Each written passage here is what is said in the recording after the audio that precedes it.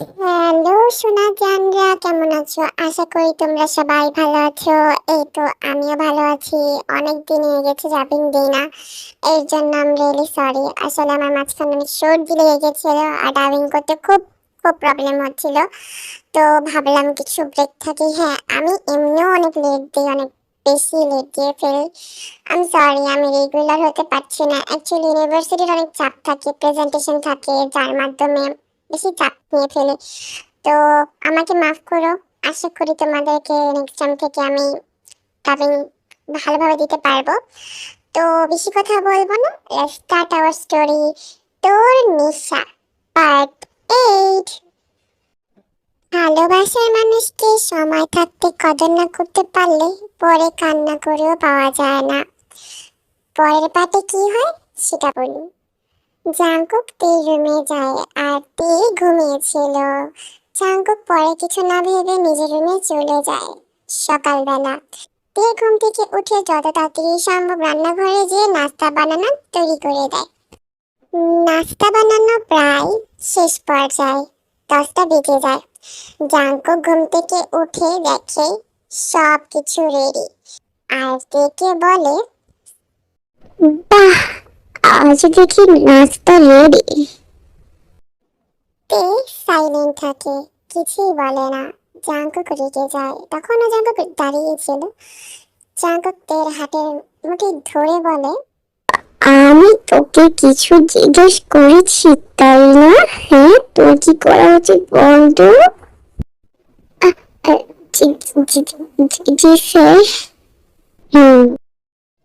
Jungkook টেবিলে নাস্তা করা শুরু করে আর তে নাস্তা বাড়তে থাকে আর সেই ফাঁকে জাঙ্কুক তেকে অবজার্ভ করতে থাকে। তাই আজকে রাতে আপনি কি খাবেন?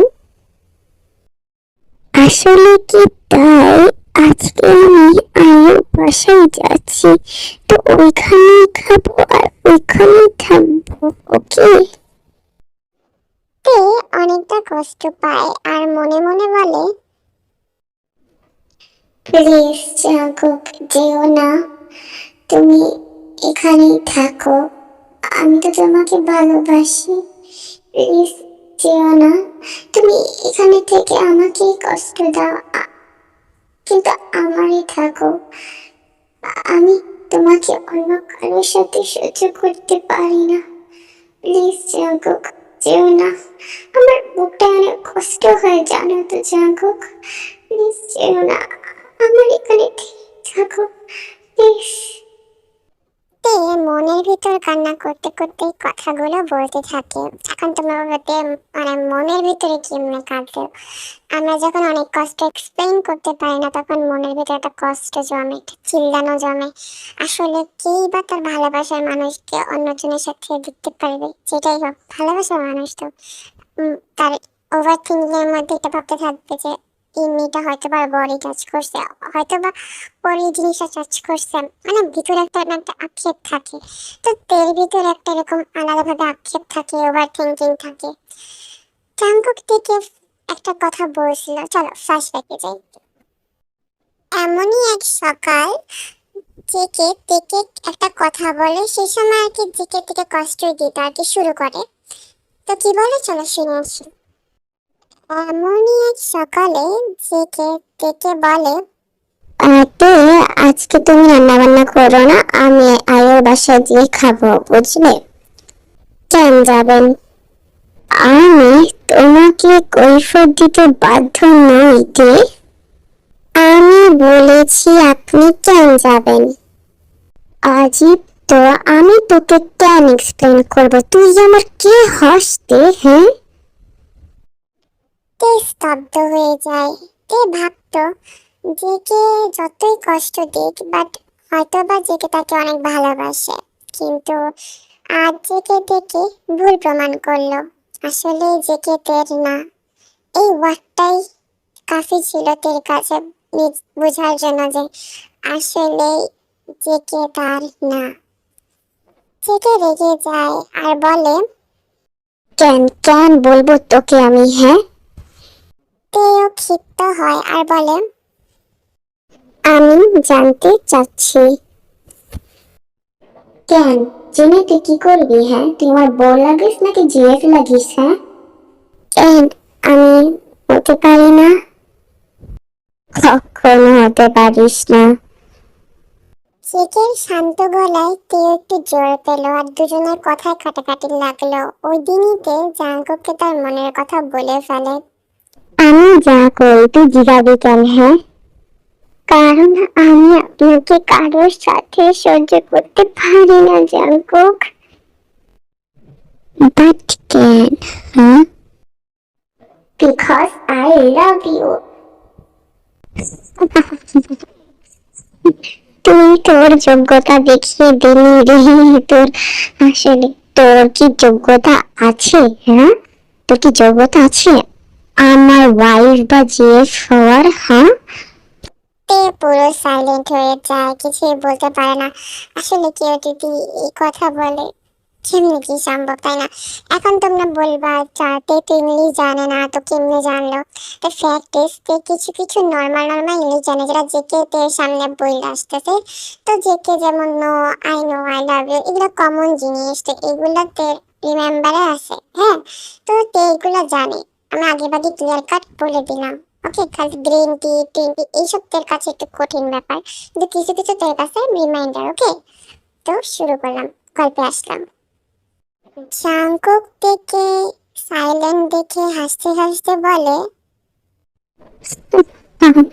তোর মতো মাদারচোদকে বেড়ে মানায় শোনা। Flashback end. জেকের কথায় তের ঘোর ভাঙে আর জেকের দিকে বলে, এই মহারানী, কোন ভাবনায় গেলেন আপনি? হ্যাঁ, খুশ না তো? ওকে, আমি গেলাম। জি স্যার। জাংকুক রেগে যায় আর বলে, ওকে। জেকে লেফট হয়। আসলে জেকে ভাবছিল যে জাংকুক এইবার নাইলে আটকাবে। এত অত্যাচারের পর অবশ্যই তে আটকাবে না, তে সম্ভব না। তো তে আর আটকায় না, তো এইবার চুপচাপ থাকে, যেটা জাংকুকের কাছে খুবই খারাপ লাগে। জাংকুক অফিসে চলে যায়, তে তার মতো কাজ করতে থাকে। তারপর যা হয়, ইন অফিস একটা বডিগার্ড জাংকুকের কাছে আসে আর বলে, স্যার, আপনার পুরানো বডিগার্ড কাজ করবে না, জানি। তো এখন নিউ বডিগার্ড লাগবে। হ্যাঁ, অ্যাড করে দাও তাইলে। Okay sir. এখন যেতে পারো। হ্যাঁ, আমাদের যে কে 100-200 বডিগার্ডের কাছে, বডিগার্ড কিছুই না তার কাছে, সে একাই 100। বাট ফেমাস ইউ নো না, একটু বডিগার্ড টডিগার্ড তো লাগে, ইউ নো না গাইস। তো তারপরে যে কে কাজ ওয়ার্কআউট করে আয়ুর বাসায় যায়। আয়ুর বাসায় যাওয়ার পর, আয়ু গেট খুলে আর দেখে অনেক শখ হয় আর বলে, oh my Jackie baby. Yes my baby.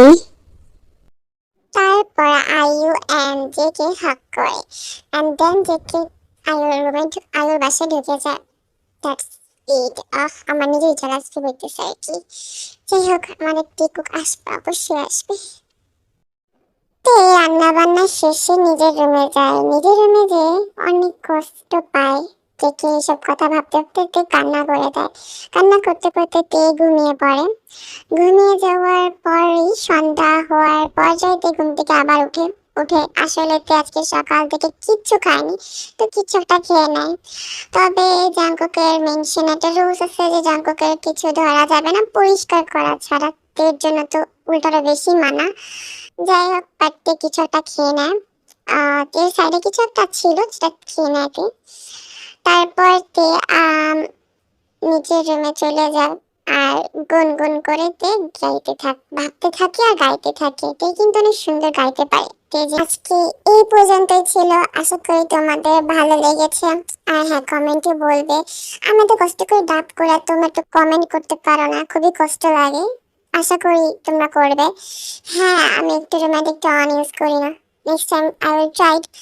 আর হ্যাঁ, তোমাদের বলতে তোমাদের অনেক ভালোবাসি, পারপালিও। আমি জানি আমার গলা অনেক খারাপ, বাট ট্রাই করলাম একটু ডিফারেন্ট করতে। আশা করি তোমাদের ভালো লেগেছে। Love you purple, bye by.